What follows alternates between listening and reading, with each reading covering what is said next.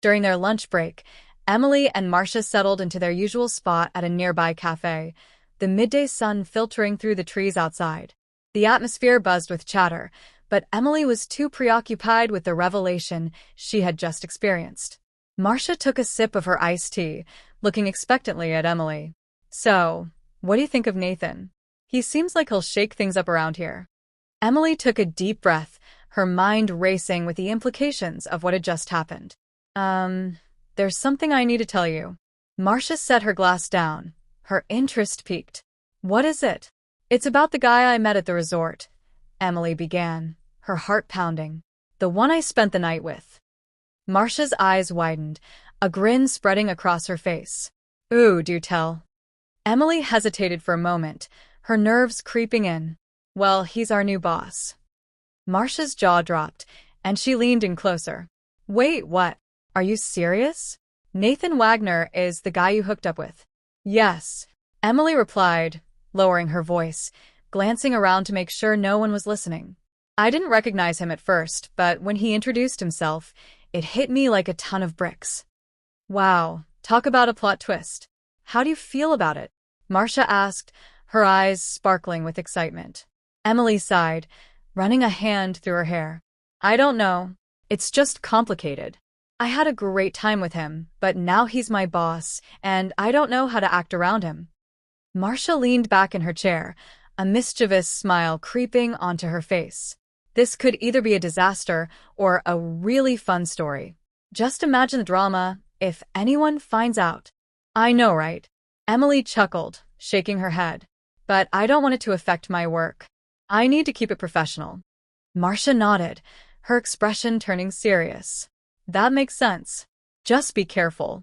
You don't want to get caught up in any office gossip." Emily felt a knot of anxiety tighten in her stomach.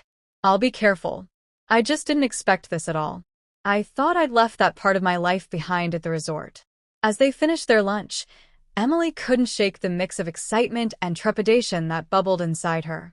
She was back in the real world, and it seemed that her spontaneous getaway had brought her an unexpected challenge. A week had passed since Emily's life took an unexpected turn, and she had done her best to compartmentalize her professional life from the surprising personal connection she shared with Nathan. At work, she maintained a professional demeanor, focusing on their cases and avoiding any mention of the night they had spent together.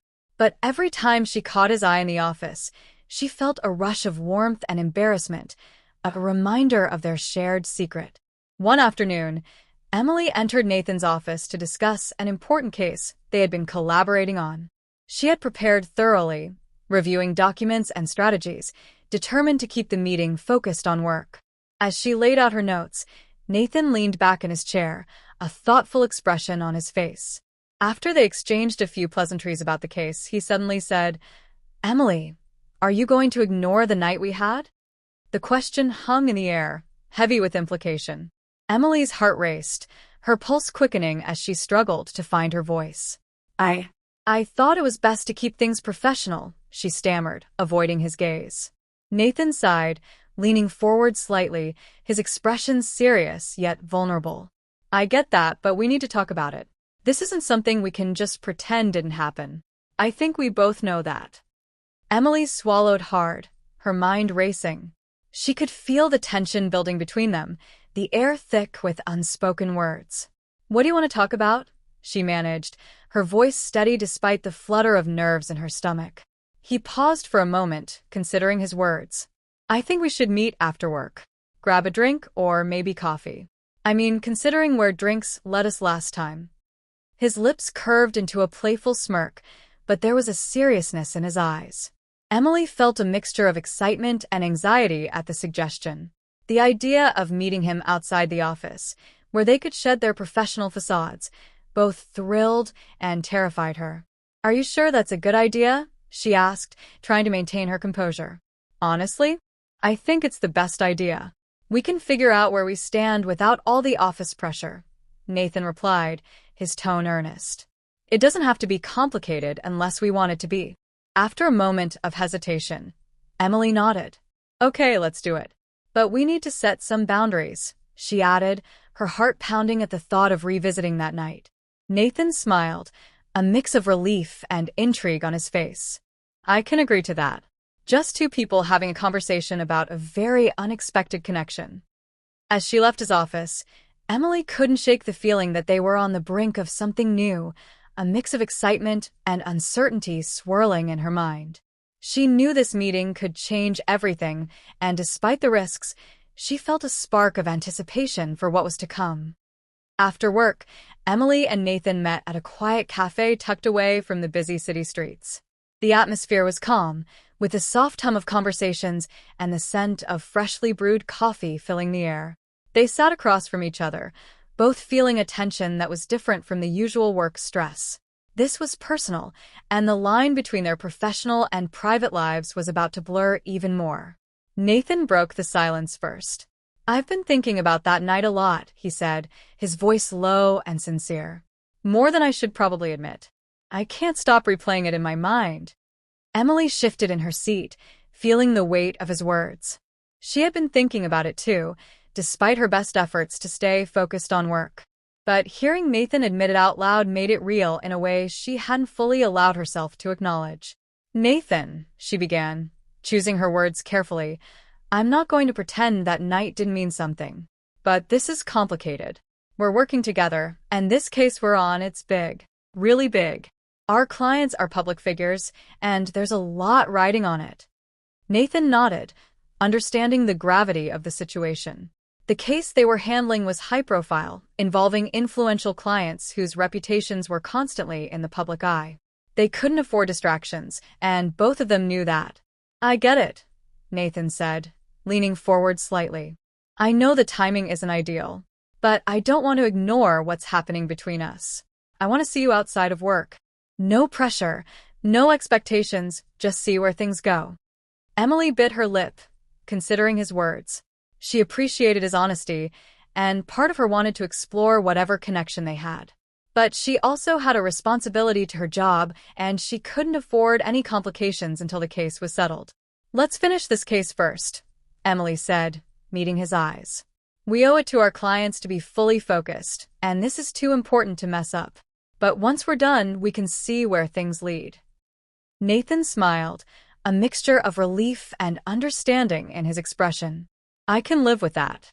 We'll take it one step at a time. Emily nodded, feeling a sense of resolution. They both knew the challenges that lay ahead, but for now, they had a plan. They would keep things professional while the case was still in motion, but once it was over, they could explore whatever was brewing between them. It wasn't a perfect solution, but it felt right. As they finished their coffee, the tension between them eased, replaced by a quiet sense of anticipation. They had set boundaries, but there was an undeniable chemistry that neither of them could ignore. The future was uncertain, but for the moment, they had a clear path forward. The case Emily and Nathan were working on was a career-defining one for the entire firm. Their client, Damian Torres, was a world-renowned athlete, a football star who had been at the top of his game for years.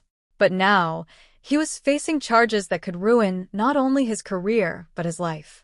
Torres was accused of murder, with the prosecution claiming he had killed a close friend during a heated argument. The story had been all over the media for months, and the public opinion was fiercely divided. Some saw Torres as a victim of circumstance, while others were convinced of his guilt. The case was monumental, not just because of the high stakes involved for Torres, but also for the firm. Winning this case could elevate their reputation to an entirely new level, while losing it could be catastrophic. Emily and Nathan had been assigned as lead counsel on the case, working closely with the firm's senior partners.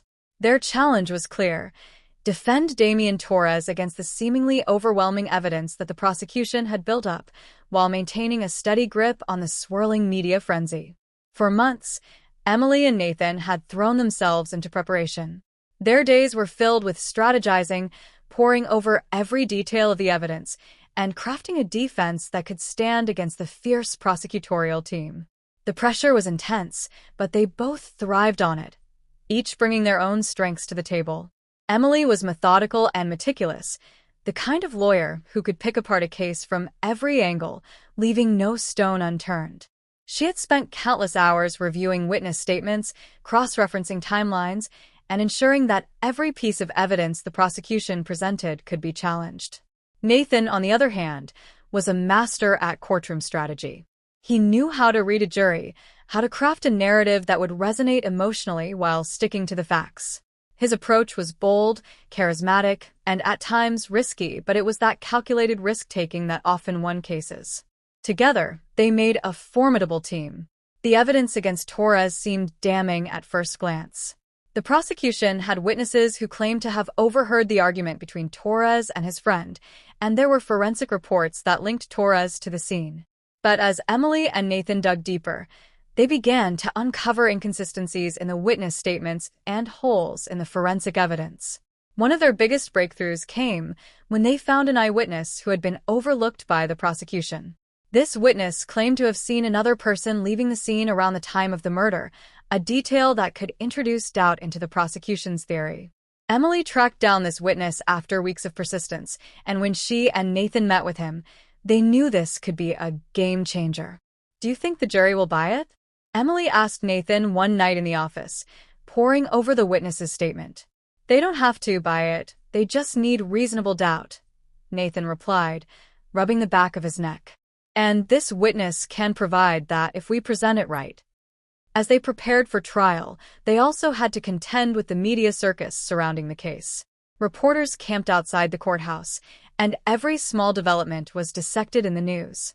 Damian Torres' face was plastered on every screen, his future hanging in the balance.